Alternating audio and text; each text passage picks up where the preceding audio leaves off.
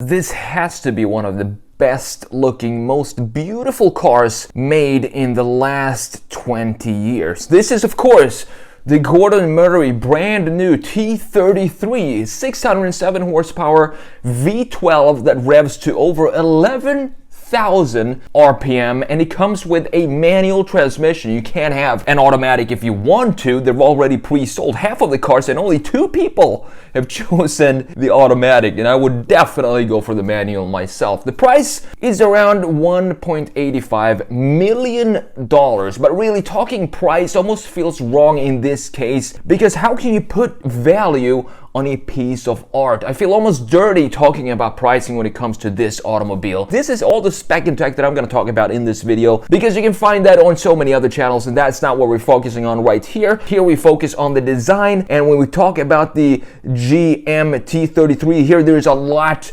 to go through because it's such a unique, beautiful design that we see less and less of today, and I'm really happy that this car exists. So let's jump into Photoshop here. I want to show you why I think this is such a special car. It's like a refresher from a reminder of what car design used to be like and what beautiful cars were all about back in the 60s. Here we have the front views. Just have a look at the clean, simple lines that we have here. For example, we have this line going into the front fender, and then into, you can see that it cuts right through the top part of the headlights down to the very bottom.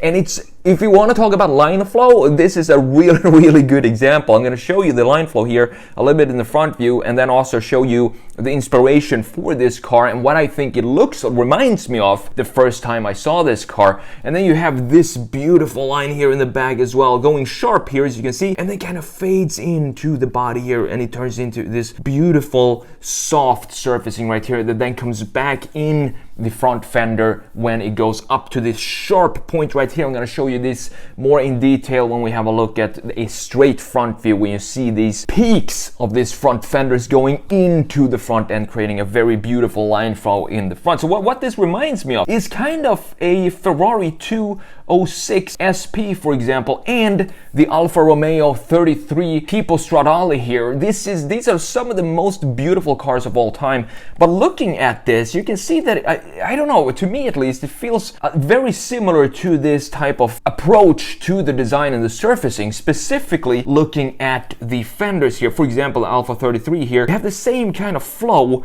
in the front and in the rear that like we have on the T33 up here. I feel like it's encapsulating the same kind of vibe from the race cars of the 60s. And then you have, of course, the 206 SP down here, which has a similar design approach to these two cars as well. So I think the T33 here, it's kind of like a mix of these type of cars from the 60s, these very classical, beautiful, still today beautiful by any standards, and it's those cars mixed into a modern package and design, but still having the same soul of these cars from the 60s. So I want to show you the front view here and what I was talking about. Just look at how beautifully these sharp edges right here, these sharp fenders go in. You can see that it first cuts the top and then cuts the bottom, and then this line then goes into the front end and creates this mouth down here, and then of course goes back up. This is a very typical line for 60s race cars, and they've really encapsulated that right here in the T33. And then you have these two lines right here, very sharp lines, and you can see that these fenders, they kind of bulge up from this surface, creating this beautiful muscle in the front end that's also in the rear end, which we're gonna have a look at in just a second, and then the side view, of course. And there are no unnecessary front lip or spoilers on this. You can see that these lines also go into these lines right here. You can barely see that there are some pieces down here to direct the air into the radiators right here on the sides, on both of these sides. And you can see that it doesn't have a number plate, but they thought about that here as well. They wanted to create a car that would look good with a number plate on as well, and it didn't interrupt the flow of air into the radiator. So even if you have a number plate down here, it's not gonna ruin the lines, and it's still gonna help the air come into the radiators. Very clever design that I think a lot of car manufacturers just skip today. For example, the Mercedes SLR has a weird positioning on the side, and I think the BMW M4s and M3 today, they look a little messy with the front plate right in the kidney grille. So all the vents and everything, all the aerodynamics are hidden within this mouth here, so you can't see it on the outside, and this of course creates this beautiful, elegant, timeless design that they wanted to create with this design here. So here we have the rear view of the T33, still a very, very good looking, clean design. You can see that this has this end, the end point right here, this line that cuts into the side. We're gonna have a look at this more when we look at the side view. And then you have this rounded framing of the everything that goes on in the back. The taillights, simple taillights, also reminiscent of the race cars of the 60s. I threw in the 33 Tipo Stradale right here just so you can have a look at just how similar these two are in design and in graphics. You have the same kind of taillights right here, the same almost framing, rounded framing that encapsulates the entire rear end, and of course this massive, beautiful fenders right here. The only difference here is that this has a sharp peak up here, while this has a very curved surface and soft surfacing. To me, the T33 doesn't even feel British anymore. It's like 100% Italian design. It's like Gordon Murray and his design team are the new Pininfarina, because I think these guys, they make beautiful sculptures, something that I think Ferrari has lost in recent years. Just look at the surfacing of this, the T33, and compare it to the surfacing of the F8 Tributo, for example. I always take that as an example of a bad Ferrari design where things just doesn't make, there's zero line flow in that car, and I've made a video on that specifically, comparing it to the 458 and what the big issue is with the F8. I'm not going to talk about that too much right here. You can go and search Bembly F8 Tributo on YouTube and it will pop up. This is the approach that I've been wanting to see from Ferrari and more Maserati as well. I don't think the new Maserati is a good design either, because I talked about that on this channel as well. It looks like two different cars, but here 100% Italian in my opinion, and it just shows you how similar it is to the proper iconic Italian legends of the 60s, such as the 33 Tipo right there. So here we have the same kind of beautiful treatment. I want to focus on the tips here, the peaks of these rear fenders, just how nicely they sharpen up right here, and then cuts into this line that cuts the rear end. You can also see that this top peak here is right in the center of the wheel width. These details, you want to talk about good design, this is all part of good design. You can have a beautiful sculpture from one side, we're looking at it from one view, but a good design, it needs to have a nice, beautiful line flow, no matter what angle you're looking at it from. And that's what the T33 does so well.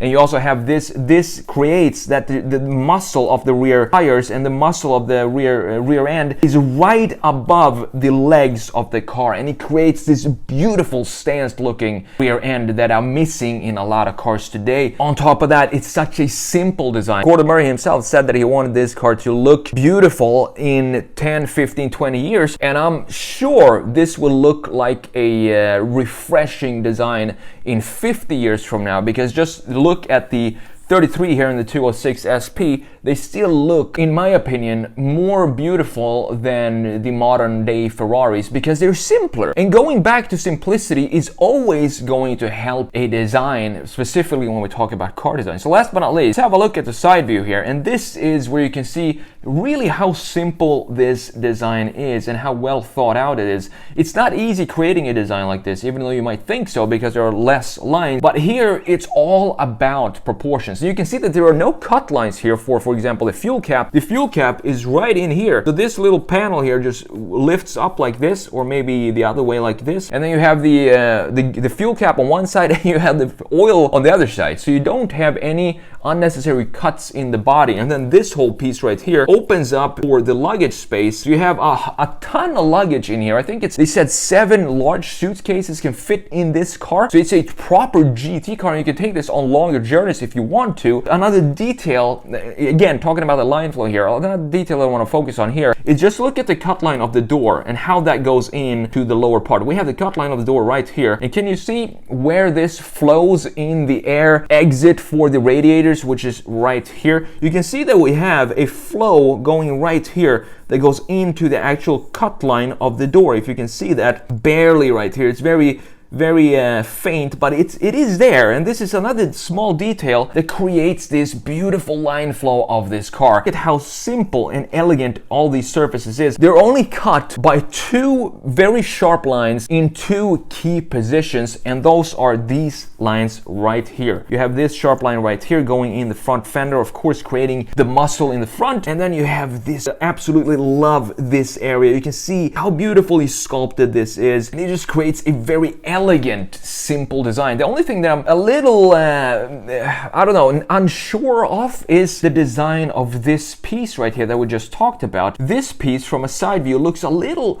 maybe too harsh to put in there, and then you have this cut line right here as well in black, as you can see. So this piece looks maybe a little out of place. I want to have a little more curvature maybe in it some way. I'm not sure how exactly. Maybe cut this piece right here. We have this now go into the door line, and then the door line goes in to this piece right here in the bottom. So we have a full curve line flow going from the top all the way to the bottom, and then right into the front end right here as well. But I wanted to show you this because we have the 206 SP down here. You can see that this key line right here, we have one more sharp line in this, and that is this line right here. As you can see, it goes from the rear end and then into the body right here before it fades right before it hits the wheel arch right there. And this is inspired by the 60s race cars as well. You can see that here in the 206 SP, same kind of line right here. And overall, you have the same treatment of this part right here. You can see that it builds up from this line just like it does here, and same thing in the front end, with this fender being very reminiscent of the T.33